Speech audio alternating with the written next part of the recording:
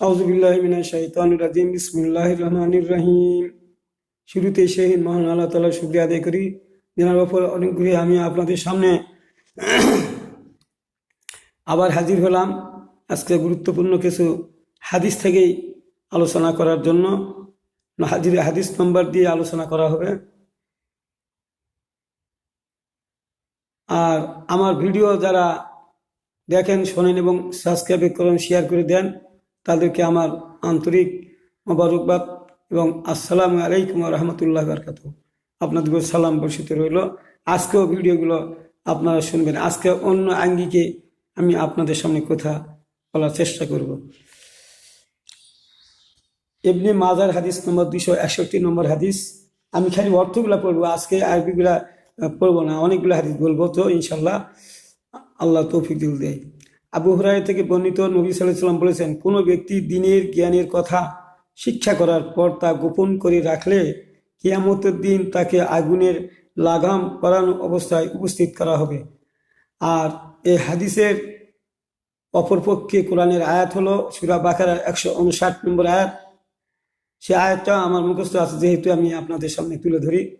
ইন্নাল্লাযিনা ইয়াকতুমুনা মা আনজালনা মিনাল বায়্যিনাতি ওয়াল হুদা মিন বাদি বায়্যানাহু লিন-নাসি ফিল কিতাবে উলাইকা ইয়ানহুমুল্লাহু ওয়া ইয়ালআনুহুমুল লাঈনুন। আল্লাহ বলছে, আমি স্পষ্ট পথ নির্দেশ অবতীর্ণ করিয়াছি মানুষের জন্য, উহা কিতাবে স্পষ্টভাবে বলে দেওয়ার পরেও যারা গোপন করে রাখে আমি তাদের লানত দেই, লানতকারীরাও তাদের লানত দেন। তাহলে এই হাদিসে কি বলা হচ্ছে? যে ব্যক্তি দিনের জ্ঞানের কথা শিক্ষা করার পর তা গোপন করে রাখলে কিয়ামতের দিন তাকে আগুনের লাগাম পরানো অবস্থায় উপস্থিত করা হবে। আমি আপনাদের কাছে প্রশ্ন রাখে বলতেছি, তাহলে যারা জ্ঞান মানে কি? কোরআন শিক্ষা করা, হাদিস, রসুলের হাদিস মুখস্থ করা, এটাই হলো জ্ঞান। এটাই জ্ঞানের আলোকে লেখাপড়া করছেন, কোরআন হাদিসের জ্ঞান অর্জন করেছেন।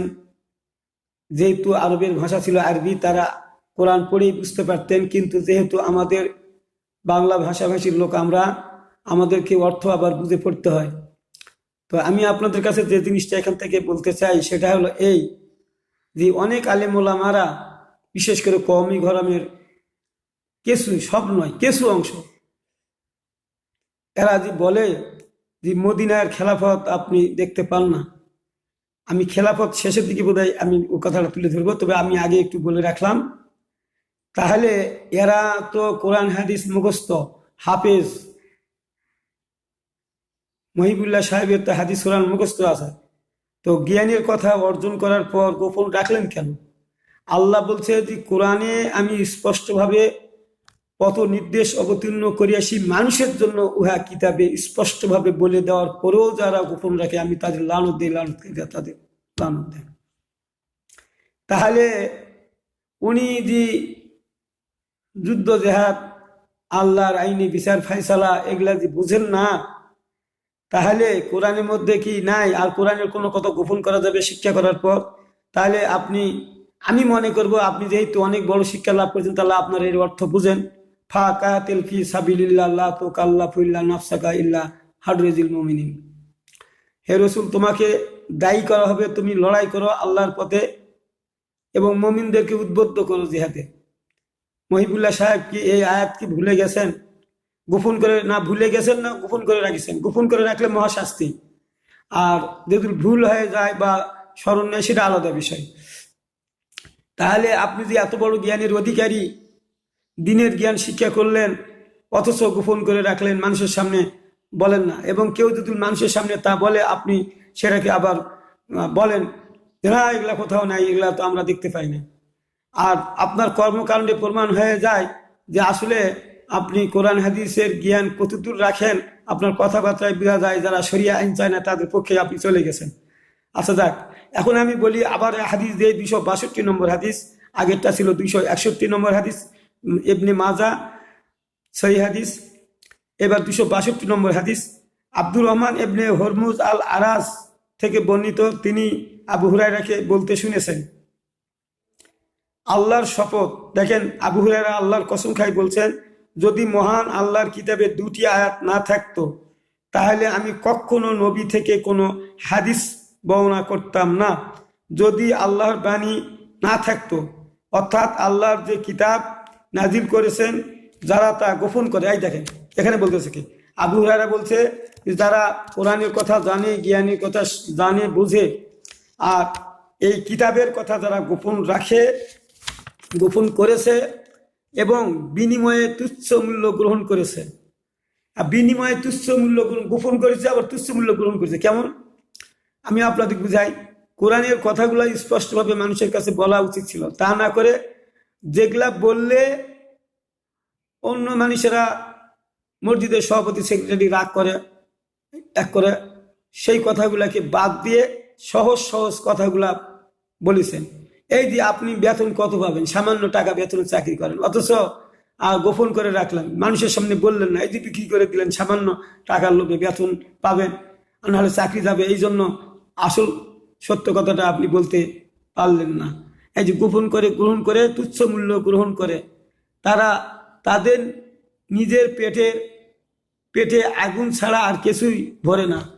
আর এরা যে ওই সমস্ত পয়সা করে ইনকাম করে আর এগুলা করে, এদের পেটে আগুন ছাড়া আর কিছুই ভরে না। কিয়ামতের দিন আল্লাহ তাআলা তাদের সাথে কথা বলবেন না, তাদেরকে পবিত্র করাবেন না। তাদের জন্য রয়েছে মর্মদন্ত শাস্তি। এরাই সৎ পথের বিনিময়ে ভ্রান্ত পথ ক্রয় করেছে।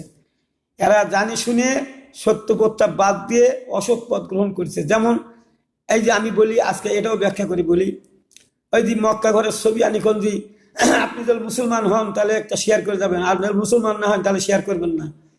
কলমা লেখে, কলমা এক দেখে বলছেন, অমুক মসজিদ দেখে বলছেন এই কথাগুলা, এই যে বিক্রি করে খাচ্ছেন, এগুলা বিক্রি করে খালে আল্লাহ রসুল বলেছে তারা আগুন ছাড়া আর কিছু খায় না।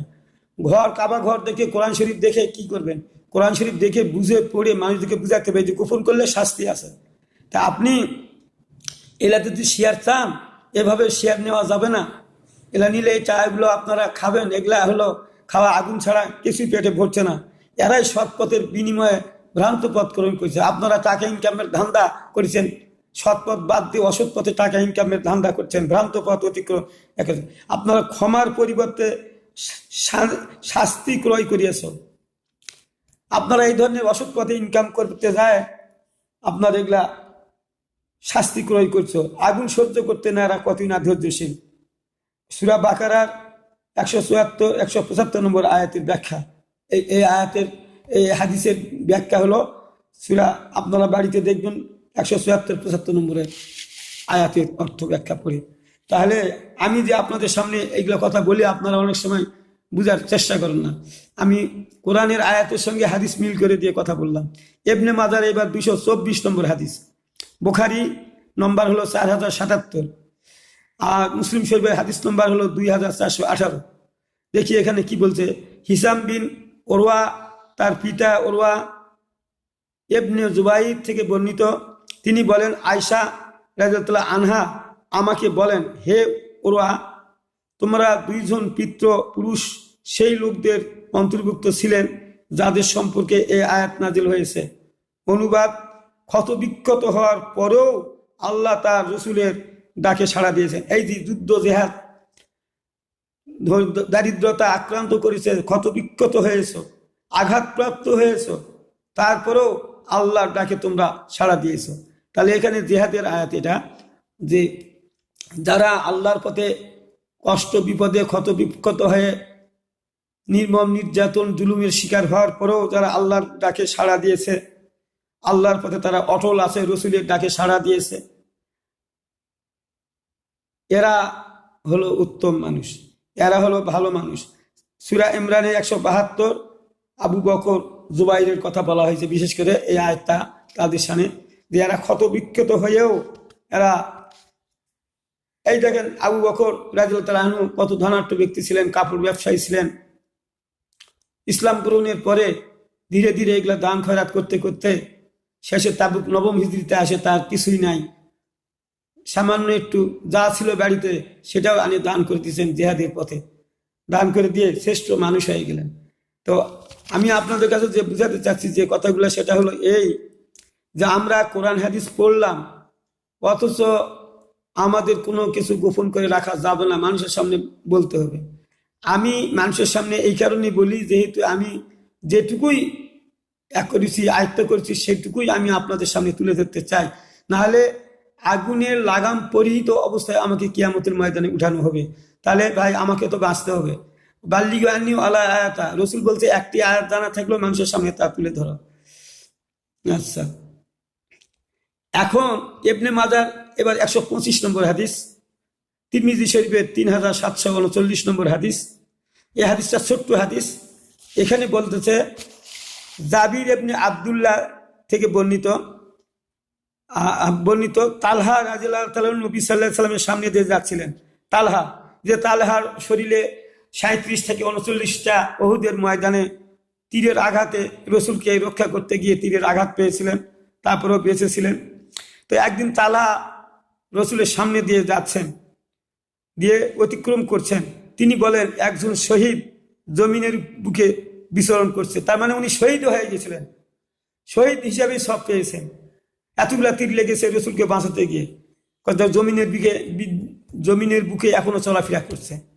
অথচ এদের এই যে যুদ্ধ জিহাদের এত সব, আঘাতপ্রাপ্ত হওয়া এত সব, আঘাতপ্রাপ্তটা এমনি হলে হবে না। আল্লাহর দিন কায়েম, আল্লাহর দিনকে রক্ষা করতে গিয়ে আপনি আঘাতপ্রাপ্ত হয়েছেন, সেটার মূল্য এত। তো রসুল বলছেন দেখো এই যে শহীদ যাচ্ছে, দেখো শহীদ যাচ্ছে। চিন্তা করা পারেন বেঁচে থাকতেই আল্লাহ নবী বলছেন।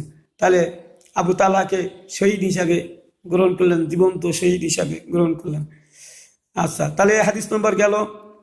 এবার আসে ইবনে মাজার 126 নম্বর হাদিস, ছোট হাদিস। এটাও বলি, মুয়াবিয়া বিন সুফিয়ান রাদিয়াল্লাহু তাআলা থেকে বর্ণিত, তিনি বলেন নবী সাল্লাল্লাহু আলাইহি ওয়াসাল্লাম তালহার দিকে তাকিয়ে বলেন যারা নিজেদের মানত পূর্ণ করেছে সে তাদের অন্তর্ভুক্ত। যারা ওয়াদা, মানে এখানে বোঝানো হচ্ছে, মানত বলতে বোঝানো হচ্ছে যারা যে ওয়াদা করেছে তা পালন করেছে। তে আবু তালহা তাদের অন্তর্ভুক্ত। যারা ওয়াদা খিলাফ করে, ওয়াদা ভঙ্গ করে নাই, ওয়াদা মতো কাজ করেছে, আবু তালহা তাদের অন্তর্ভুক্ত। তাহলে সব জায়গাতে আবু তালহা নাম আছে। এইবার হলো 127 নম্বর হাদিস, ইবনে মাজাহ তিরমিজি শরীফের 3202 নম্বর হাদিস। এরা সম্পূর্ণ ইন্টারনেট থেকে নেওয়া হাদিসগুলো। মুসা বিন তালহা থেকে বর্ণিত, আমরা মুয়াবিয়ার নিকট উপস্থিত ছিলাম, তখন তিনি বলেন আমি সাক্ষ্য দিচ্ছি যে নিশ্চয় আমি রাসূল সাল্লাল্লাহু আলাইহি ওয়াসাল্লামকে বলতে শুনেছি যারা নিজেদের মানত পূর্ণ করছে তালহা তাদের অন্তর্ভুক্ত। ওই হাদিসটারই, আগের হাদিসটাকেই ইনি আবার মুয়াবিয়া সাক্ষ্য দিয়ে বলছে যে না আমিও শুনছি, এটা বলছে। তাহলে যারা ওয়াদা পালন করছে, ওয়াদাকারীদের মধ্যে তালহা একজন, যে কথা দিয়ে কথা রাখে, মানত করে, মানে যেটা যেমন ওয়াদা করা হয় সেটা পূরণ করা হয়, এটা। আচ্ছা, ইবনে মাজাহ 94 নম্বর হাদিস, সহিহ হাদিস। আবু হুরায়রা থেকে বর্ণিত, তিনি বলেন রাসূল সাল্লাল্লাহু আলাইহি ওয়াসাল্লাম বলেছেন আবু বকরের ধন সম্পদ আমার যত উপকারে এসেছে অন্য কারো সম্পদ আমার তত উপকারে আসে নাই। রাবি বলেন এ কথায় আবু বকর কেঁদে ফেললেন এবং বললেন হে আল্লাহর রাসূল, আমি আমার ধন সম্পদ আপনার জন্যই তো অক্ষ করে দিয়েছি বা দিয়ে দিয়েছি। তাহলে আমি এখানে একটি কথা বলতে চাই। আমি অনেক সময় দেখেছি, আমি যখন দান খয়রাতের কথা কোনো জায়গায় বলি, তখন কিছু মানুষ খুব বিরক্ত মনে করে, আমরা জাকাত ওষুধ সব দেই, আবার কিসের দান খয়রাত। আমার মনে হয় এইরকম মনে করে তারা আমার উপর একটু রাগ হয়ে, তাদের চেহারা সুরতে আমি বুঝতে পারি যে এরা আমার উপর রাগ করতেছে। এখানে কি দেখেন, এখানে কি দেখেন, আবু হুরায়রা থেকে বর্ণিত রাসূল সাল্লাল্লাহু আলাইহি ওয়াসাল্লাম বলেছেন আবু বকরের ধন সম্পদ আমার যত উপকারে এসেছে অন্য কারো সম্পদ আমার তত উপকারে আসেনি। তাহলে এখন চিন্তা করে দেখেন, তার জামাই উসমান গনি কত ইতিহাস, কত আপনারাও জানেন, কত দান খয়রাত করেছে। একটা লোক কিছু নিতে আসলো, তাকে 100টা উট মাল বুঝায়, একটা উট নিতে আসলো আর তাকে 100 উট দিয়ে দিল রসুলের চিঠি লেখার কারণে। চিন্তা করা পারেন, তার থেকেও আবু বকরের ধন সম্পদ ইসলামের জন্য অনেক কাজে এসেছে। এটার একটা অর্থ হলো এই যে আবু বকর যখন ঈমান এনেছিলেন তখন কিন্তু বেশি লোক ছিল না, আর তখনই ধন সম্পদের দরকার বেশি হয়েছিল। আর এই কারণে আবু বকরের যে ধন সম্পদ ছিল, ব্যবসা ছিল, এই টাকাগুলো সম্পূর্ণ ওই মুসলিমদেরকে দেওয়া হতো। দেওয়ার কারণেই তারপরেও যা ইনকাম করেছে তার ইনকামটাই রসুলের আসে উনি দিয়েছেন, ওনার খাওয়া খরচ বাদে সবগুলাই দিয়ে দিয়েছেন। সেই জন্যই বলা হয়েছে যে আল্লাহ রসুল বলতেছে যে আবু বকরের ধন সম্পদ যত উপকারে এসে অন্যরাও দান করেছে, কিন্তু তাদেরটা এত উপকারে আসেনি। তাহলে আবু বকর এই কথা শুনে কেঁদে ফেললেন। কথা তো ঠিক। এই জন্যই আবু বকর বলল যে আল্লাহ নবী, আমার সব কিছু তো তোমাকেই দিয়ে দিয়েছি। তো আমি আপনাদের কাছে বুঝাতে চাচ্ছি এই কথাটা, যে আমরা খালি শুধু যাকাত ওষুধ দিয়েই আমরা বন্ধ রাখি, দান খয়রাত করতে চাই না। যে তারা তো রসুলের সাহাবী ছিল। আর ওই যে ৭৩ দলের যে হাদিসটা, একটা দল জান্নাতে যাবে, খোলাফায়ে রাশিদিন, খোলাফায়ে সাহেবের প্রথম খলিফা আবু বকর, খোলাফায়ে রাশিদিনের প্রথম প্রেসিডেন্ট হলো আবু বকর। তাহলে তারা দুনিয়া থেকে সার্টিফিকেট পাইছে, জান্নাতি সার্টিফিকেট পেয়েছে এরা। তো এরা সার্টিফিকেট পাওয়ার পরেও এদের ধন সম্পদগুলো এভাবে দান খয়রাত করে দিলেন। আর আপনারা হজ করে আসছেন আর নিজেকে খুব বড় মনে করছেন। ওরা তো মক্কাতেই ছিল, মদিনাতে ছিল, ওরাও তো হজ করছে। পরবর্তী মক্কা বিজয়ের পরে তো হজ প্রতি বছরই তো ওরা করতে পেরেছে, ওমরা তো করতেইছে বারবার। এই লোকগুলা এত সব পাওয়ার পরেও তাদের সম্পদগুলো এইভাবে দান করতে হবে, তারা দিয়ে দিলেন। আর আমরাও ওই খোলাফায়ে রাশিদিনের কথা রসুল বলছে যে আমি এবং আমার খোলাফায়ে রাশিদিনের পথে যারা চলবে তারাই ৭৩ দলের এক দল, তারাই শ্রেষ্ঠ উম্মতের দল, তারাই হবে জান্নাতি দল। তারা রাষ্ট্রপ্রধান হলেন, রাষ্ট্র পরিচালনা করলেন, যুদ্ধ জেহাদ করলেন। আমরা এগুলা বুঝতে পারি না। আমরা কোরআনের হাফেজ হয়েছি, হাদিসের হাফেজ হয়েছি, পুরস্কার ঘোষণা করা হয়। যে এখন বছরে বছরে বিভিন্ন জায়গাতে পুরস্কার ঘোষণা করে, কে হাফেজ হওয়া পারলো, কে মুখস্থ করা পারলো কয়দিনে, কার গলা সুর ভালো, কার এক ভালো, প্রতিযোগিতা হচ্ছে। আমরা সবাই দেখছি, আপনারা সবাই দেখছেন। কিন্তু একদিনও তো প্রতিযোগিতা হলো না। কোরআন বুঝে কে কেমন চলেছেন, রসুলের জীবন যেভাবে চলেছিল আমরা সেই রকম জীবন পরিচালনা করতে পেরেছি কিনা, এই ধরনের লোক কয়জন আছে, এই প্রতিযোগিতা তো আমরা কোনোদিন শুনি নাই। অথচ রসুল যা করেছে, আল্লাহ নিজেই বলছেন যে যা করেছে তোমরা তা করলেই তোমরা জান্নাত পাবে। আর রসুলও বলছে আমার কর্মকাণ্ডের সাথে যারা মিল করবে তারাই জান্নাতে প্রবেশ করবে। রাগ করবেন না, আমার এই হাদিসগুলো শুনে রাগ করবেন না, আমি আপনাদের বোঝানোর জন্য বলতেছি। এইবার ইবনে মাজার ৯৫ নম্বর হায়াত, আলী থেকে বর্ণিত, তিনি বলেন রসুল সাল্লাল্লাহু আলাইহি ওয়াসাল্লাম বলেছেন, আবু বকর ও উমার নবী রসুল বাদে পূর্ব পরের সর্বকালের সকল বয়স্ক জান্নাতীদের নেতা হবে। তাহলে আবু বকর আর উমর নবী রসুল বাদ দিয়ে সব মানুষের নেতা হবে কিয়ামতের ময়দানে, বেহেশতের মধ্যে। এরা যুবকদের নেতা, বয়স্কদের নেতা হবে। এখানে বলা হয়েছে বয়স্ক, তার মানে যুবক, বয়স্কদের নেতা হবে। আলী তাদের জীবদ্দশায় তুমি তাদেরকে জানিয়ে দাও না। এবং আলীকে বলল, ওই আলী কিন্তু এই হাদিসটা শুনছে, তো কথা আবু বকর উমর যখন বেঁচে থাকবে তাদেরকে এই কথাটা বলো না। রসুল একটু বললেন যে আমি যেহেতু এই কথাটা বলে ফেললাম, কিন্তু তাদেরকে এই কথাটা বলো না, আবু বকর উমরকে এই কথাটা বলো না। তিরমিজি শরীফে হাদিস নম্বর ৩৬৬৫। ইবনে মাজার হাদিস নম্বর ৯৬ নম্বর।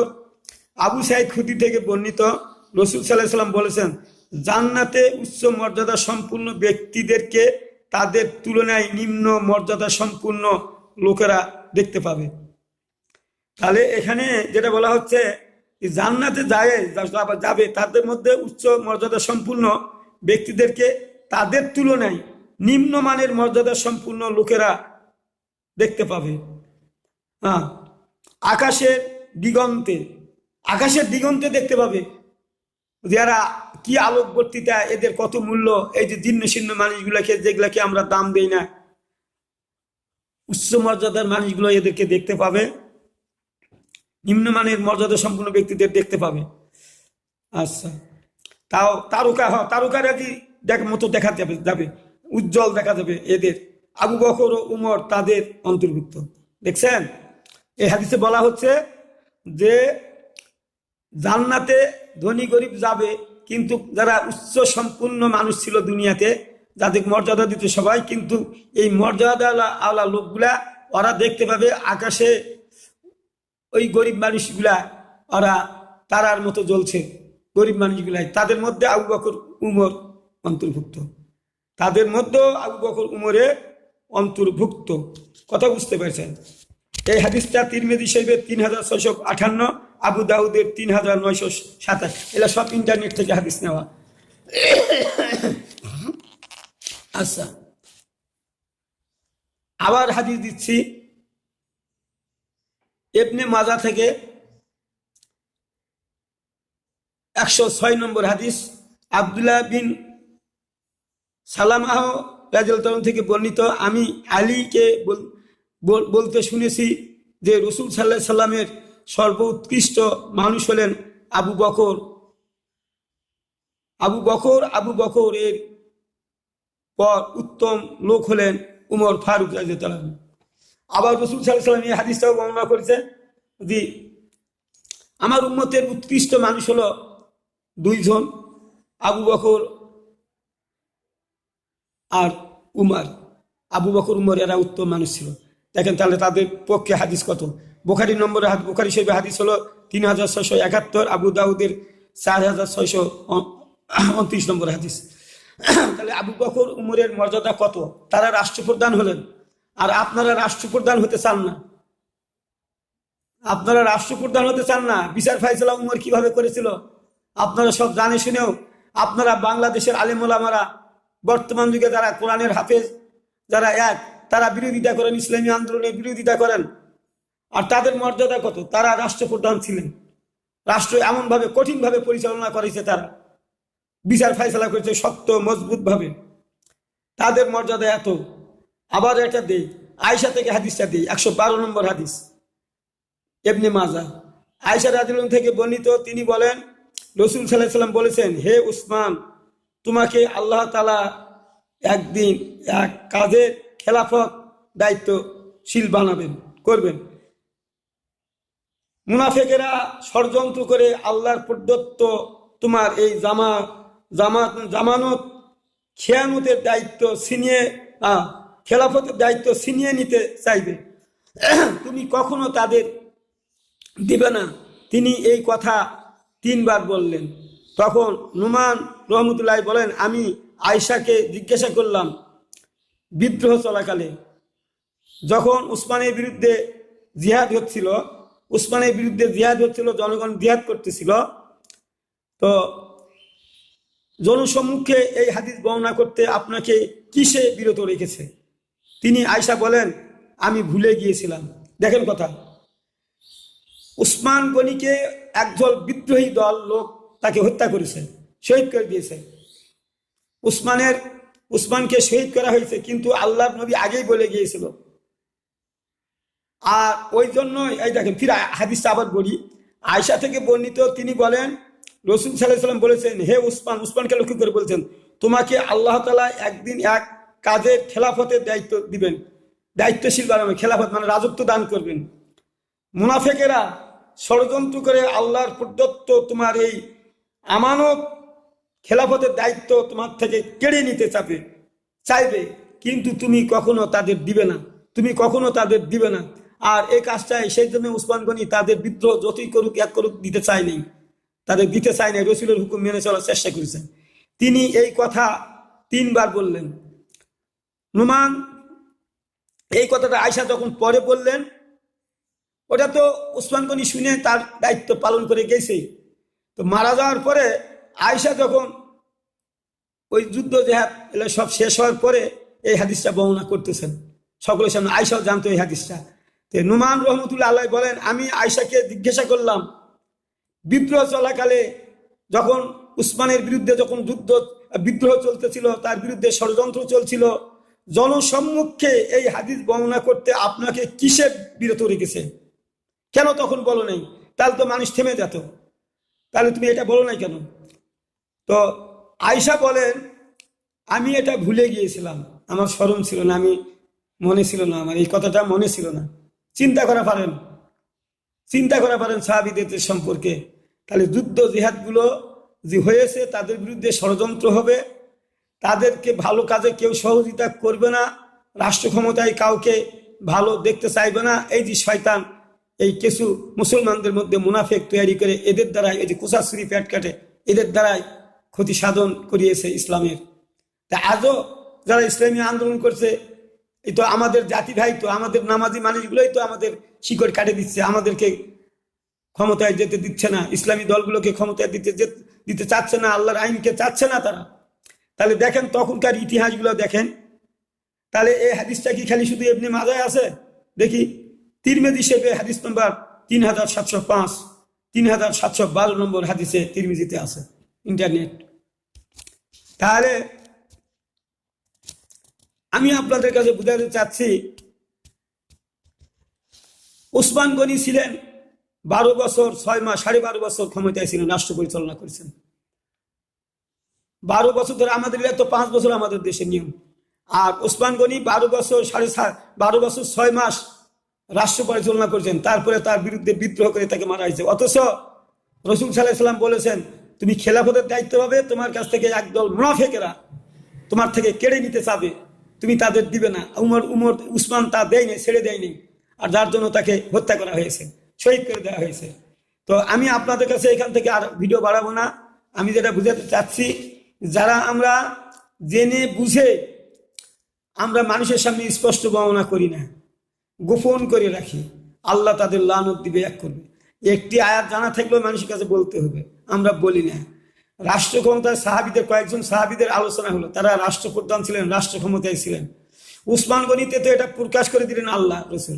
আল্লাহ রসুল তো বলেই গেলেন তার খেলাফতের দায়িত্ব পাবে, কিন্তু এই খেলাফত মুনাফিকেরা কেড়ে নিতে চাবে, আর তুমি দিবে না।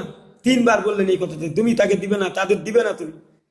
আর আয়েশা এই হাদিসটা শুনেছিল, কিন্তু হাদিসটা যখন উসমানের বিরুদ্ধে বিদ্রোহ চলছিল, তখন কিন্তু ওই নোমান ইবনে বশির বলতেছিল যে, মা আয়েশা, তুমি এই কথাটা তখন বলনি কেন? তাহলে আমরা ওই বলে দিতাম, জনসম্মুখে বলে দিলে তাহলে তারা হয়তো বিদ্রোহটা করতো না। তখন আয়েশা বলল যে, আমি তো ভুলে গিয়েছিলাম, আমি তো মনে ছিল না। তাহলে মনে না থাকলে ভুলে গেলে আর তো করার কিছু নেই, তাই হয়তো আল্লাহ তাকে ভুলিয়ে দিয়েছে।